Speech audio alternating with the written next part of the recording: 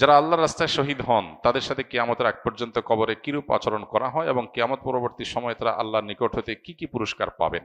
শাহাদাতের তামান্না লালন করা এটা ইমানদারের জন্য অত্যন্ত ফজিলতপূর্ণ একটি আকাঙ্ক্ষা, একটি আমল।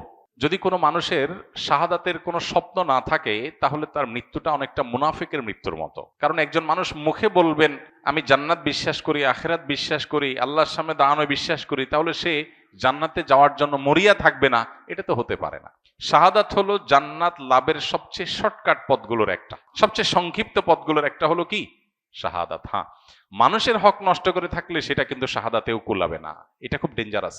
কাউকে অন্যায়ভাবে অনাচার করেছেন, জুলুম করেছেন, হক নষ্ট করেছেন, টাকা মেরে খেয়েছেন, তাহলে এইটার প্রতিকার আপনাকে দুনিয়াতে করতে হবে, তার কাছ থেকে মাপ চাইতে হবে, আদায় করতে হবে। এই ছাড়া আর বাকি সব গুনাহ শাহাদাতের মাধ্যমে আল্লাহ তাআলা মাফ করবেন ইনশাআল্লাহ তাআলা।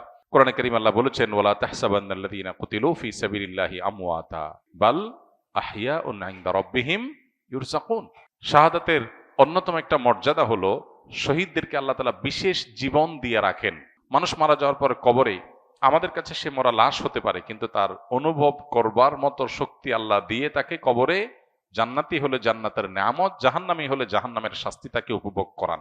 এটি আহলে সুন্নাত জামাতের আকীদা, কোরআন হাদিসের আলোকে প্রমাণিত বিষয়। কিন্তু যারা শাহাদাত অর্জন করেন, শাহাদাত লাভ করেন, শহীদ হন, আল্লাহ তাআলা তাদেরকে একটা বিশেষ জীবন দেন যেটা অন্য সাধারণ মৃত মানুষরা পায় না। এই জন্য শহীদ বাহ্যিক দৃষ্টিকোণ থেকে, দুনিয়াবী দৃষ্টিকোণ থেকে মারা যায়, প্রকৃত অর্থে সে আসলে মারা যায় না, সে অমর থাকে। এটা হলো একটা ফজিলত। আর তারা আল্লাহর কাছ থেকে রিজিক প্রাপ্ত হয়, স্পেশাল রিজিক, যেটা অন্যরা পায় না। শহীদদের আরেকটা মর্যাদার বিষয় হলো কিয়ামতের ময়দানে শহীদরা যারা যে অবস্থা শহীদ হয়েছেন ওই অবস্থা তার শরীরে সে রক্ত নিয়ে, সে শাহাদাতের লেবাস নিয়ে সে অবস্থায় সে উঠবে, সবাই দেখলে বুঝবে এই লোক মহান শহীদ, মর্যাদাবান আল্লাহর কাছে, এবং অন্যদের কাছে তার মর্যাদা ফুটে উঠবে, প্রমাণিত হবে। আল্লাহ কোরআনে কারিমে বলেছেন ইন্নাল্লাহা আশতারা মিনাল মুমিনিনা আনফুসাহুম ওয়া আমওয়ালাহুম বিআন্না লাহুমুল জান্নাহ। কেউ যদি তার জীবন সম্পদ সব আল্লাহর রাহে কোরবান করে দেয় তাহলে তার বিনিময় হলো শুধু জান্নাত, তার বিনিময় শুধু কি জান্নাত। শহীদের আরেকটা বড় মর্যাদার বিষয় হলো আল্লাহ তাআলা কোরআনে কারিমে আল্লাহর নেয়ামত প্রাপ্ত মানুষের যে তালিকা উল্লেখ করেছেন সেই তালিকার সবচেয়ে শীর্ষে হলেন নবী রাসূলগণ, আল্লাহর নবীগণ, রাসূলগণ। এরপরে আল্লাহ উল্লেখ করেছেন সিদ্দিকগণ, যারা নবী রাসূলদের সহযোগী সহচরের ভূমিকা অবতীর্ণ হয়েছেন, যারা পরম সত্যবাদিতার পরিচয় দিয়েছেন, ভেতর বাহির এক, পিওর মুসলমান। সিদ্দিক ইমানদারদের সর্বোচ্চ স্তর, নবী রাসূলদের পরে তাদের কথা উল্লেখ করেছেন। এরপরে আল্লাহ তাআলা শহীদদের কথা উল্লেখ করেছেন, রোজাদার, নামাজি, অন্যান্য রোজা সিয়াম পালনকারী, দান সাদকা আদায়কারী, এদের সবার মর্যাদা আছে, শহীদদের চেয়ে বেশি না। এজন্য আল্লাহ তাআলা বলেছেন উলাইকাল্লাযীনা আনআমাল্লাহু আলাইহিম মিনান নাবিয়্যিন ওয়াস সিদ্দিকিন ওয়াশ শুহাদা। এরপরে বলেছেন ওয়াস সালিহিন। আল্লাহ এখানে কয়েকটা ক্যাটাগরির কথা উল্লেখ করেছেন, চারটা ক্যাটাগরি। এক, নবী রাসূলগণ যাদেরকে আল্লাহ নেয়ামত দিয়েছেন, আল্লাহ নেয়ামত পেয়ে গেছে এবং পাবে নিশ্চিত, এক হলো নবী রাসূলগণ। দুই হলো সিদ্দিকগণ, আপার ক্লাসের ইমানদারগণ।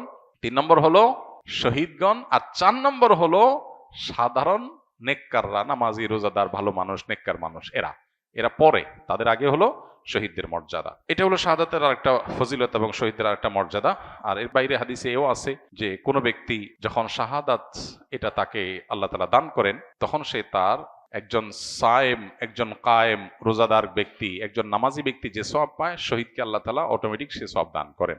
এরকম শাহাদাতের আরো বহু মর্যাদা রয়েছে। আল্লাহ তাআলা আমাদের সবাইকে শাহাদাতের তামান্না, আকাঙ্ক্ষা, স্বপ্ন অন্তরে লালন করার তৌফিক দান করুন। আল্লাহর সন্তুষ্টির আশায় আমাদের সবসময় শাহাদাতের তামান্না যেমন লালন করতে হবে এবং শাহাদাতের জন্য সিরিয়াসলি প্রত্যাশীও হতে হবে। আল্লাহ আমাদের সবাইকে সে তৌফিক দান করুন। কোন দল বা ব্যক্তি অপকর্মের গুনাহের ভাগ সেই দল বা ব্যক্তির সমর্থনকারী ব্যক্তির উপর বর্তাবে কিনা জানতে চাই।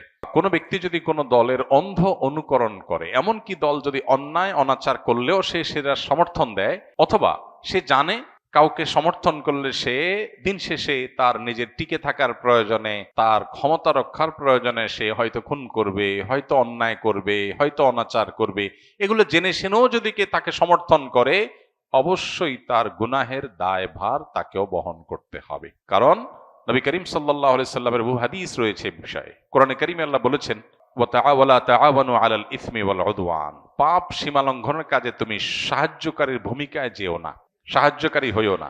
কেউ একজন অন্যায় করছে, তুমি তার সাহায্যকারীর ভূমিকায় চলে গেলে, তুমি তার সহযোগীর ভূমিকায় চলে গেলে, এটা অন্যায়, এটা অনাচার। তো এই জন্য এই বিষয়গুলো থেকে আমাদের বেঁচে থাকার সর্বোচ্চ চেষ্টা করতে হবে। আল্লাহ আমাদের সবাইকে সেই তৌফিক দান করুন। আমি হয়তো মনে করছি আমি একটা দলকে সাপোর্ট করলাম বা একজন ব্যক্তিকে, একজন নেতাকে সাপোর্ট করলাম, এতে কি আর হবে? অথচ এর মাধ্যমে যত খুন, যত অন্যায়, যত অনাচার, যত মানুষের অধিকার লঙ্ঘন হবে, যত মাস্তানি হবে, এমনকি ইসলাম বিরোধী কাজ যদি হয়, দেশ বিরোধী কাজ যদি হয়, তিনি যদি দুর্নীতি করেন, তিনি যদি চুরি ডাকাতি করেন, তিনি যদি অন্যায় করেন, চাঁদাবাজি করেন, যাই কিছু করেন অপকর্ম, এর দায়ভার আমার কাছে কম বেশি আসবে, আমাকে নিতে হবে, কারণ আমি তাকে সাহায্য করেছি এই কাজগুলো করার ক্ষেত্রে। অত্যন্ত দায়িত্বশীলতার ব্যাপার এটা। এজন্য দেশ, দেশের মানুষের স্বার্থ, মুসলিম উম্মাহ এবং মিল্লাতের স্বার্থ, এটা মাথায় রেখে প্রত্যেকটা পদক্ষেপ আমাদের নেয়ার চেষ্টা করতে হবে। আমাদের নেতৃবৃন্দকেও আমরা দোয়া করি আল্লাহ তাআলা তাদেরকে আমাদের দেশের কল্যাণে, মানুষের কল্যাণে, মুসলিম উম্মাহর কল্যাণে কাজ করার তৌফিক দান করুন। মানুষের চাহিদা, মানুষের চাওয়া, পালস বুঝে যেন তারা চলতে পারেন। তারা যেন ভিনদেশীদের চেহারার দিকে তাকায় না চলতে হয়। তারা যেন মানুষের চাওয়া অনুযায়ী বা মানুষের মনের যে আকাঙ্ক্ষা, ধর্মপ্রাণ মানুষের মনের আকাঙ্ক্ষাকে যেন তারা বাস্তবায়ন করতে পারেন। আল্লাহ তাদেরকে সেই তৌফিক দান করুন। আমার বন্ধুর বাবা ঘুষের সাথে জড়িত। এই অবস্থায় বন্ধুর কাছ থেকে কোনো খাবার বা উপহার গ্রহণ করা কি যাবে? যেহেতু বর্তমানে আমার ছাত্র এবং নিজেদের অর্থ উপার্জনের সক্ষমতা নেই। আমরা ছাত্র এবং নিজেদের অর্থ উপার্জনের কোনো সক্ষমতা নেই।